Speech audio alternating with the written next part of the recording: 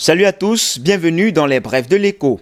À l'occasion du lancement de la campagne nationale pour la promotion et la culture de la cybersécurité et la sensibilisation à l'utilisation responsable des réseaux, le ministre des Postes et Télécommunications, le MINPOSTEL, a évoqué le 12 août à Yaoundé les avancées de l'économie numérique au Cameroun.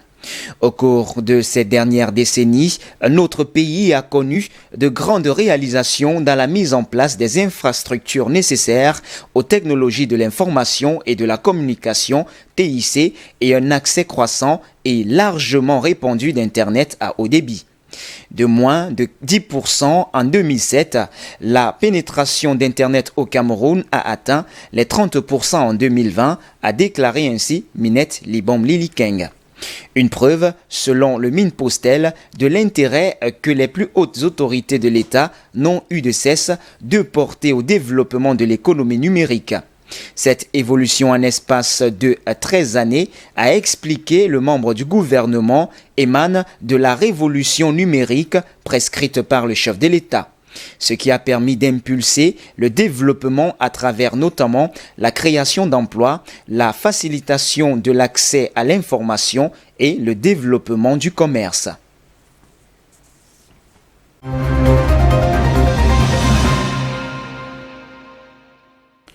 Le 10 août 2020 à Yaoundé, le Conseil des ministres de l'Union économique de l'Afrique centrale, en abrégé UEAC, a adopté le règlement communautaire portant mise en place du free roaming dans les 6 pays de la CEMAC, le Cameroun, le Congo, le Gabon, la Guinée équatoriale, la République centrafricaine et le Tchad.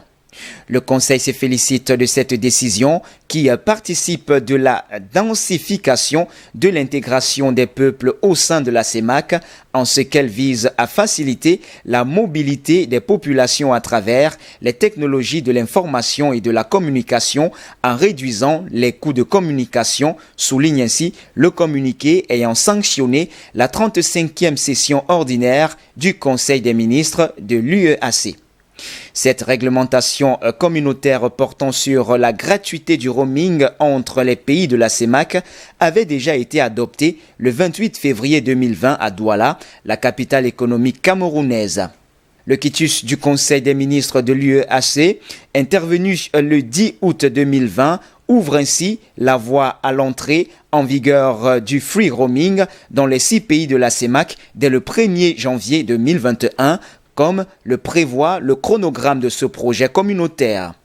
En clair, à partir de cette date-là, lors de leur déplacement dans la zone CEMAC, les ressortissants des pays de cet espace communautaire auront accès aux services mobiles, c'est-à-dire appels, SMS et Internet, sans frais supplémentaires en utilisant leur numéro de téléphone mobile habituel.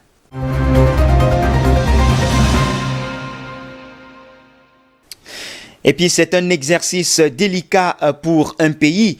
Comment imposer avec justesse et équité ses entreprises et ses citoyens?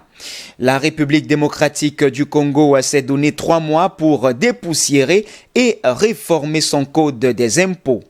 L'actuel date en partie de l'époque coloniale. Sa modernisation vise à rendre le pays plus attractif pour les investisseurs. En la matière, les Congolais estiment que la réforme ne suffit pas et que la bonne gouvernance doit suivre.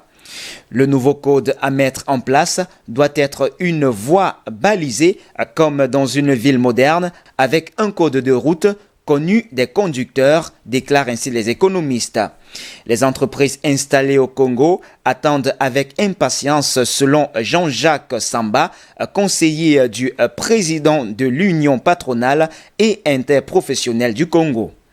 Base légale imposable à tous les établissements, le Code général des impôts va subir une mutation pour être adopté au contexte économique actuel. Au niveau des NTIC, par exemple, il y a beaucoup d'aspects qui n'étaient pas pris en compte dans l'ancien code.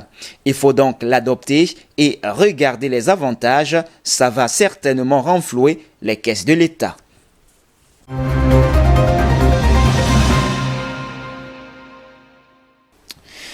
Et puis l'incertitude continue de planer sur la reprise du trafic aérien à cause de la crise sanitaire liée au coronavirus qui gagne en intensité, notamment en Europe. L'IATA, l'Association internationale du transport aérien, prévoit une baisse de 60% du trafic européen cette année par rapport à 2019. Car malgré la légère embellie de ces derniers mois, la nouvelle vague de la pandémie qui se dessine menace bel et bien la reprise et avec elle les emplois. Avec le tourisme, c'est l'un des secteurs de l'économie qui souffre le plus des restrictions liées à la crise sanitaire. Transport aérien et tourisme ont leur destin lié.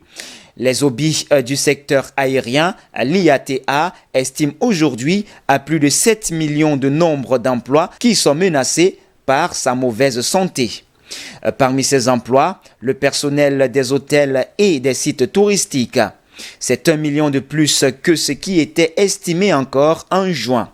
En France, en Grande-Bretagne et en Allemagne, la baisse du trafic en 2020 est désormais estimée à 65%. En Espagne, où plusieurs villes sont reconfinées, la baisse est estimée à 63%. Eh bien, c'est tout pour les brefs de l'écho de ce jour. Mesdames, Mesdemoiselles et Messieurs, merci de nous avoir suivis.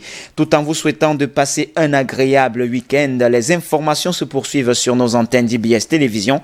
Restez donc des nôtres naturellement.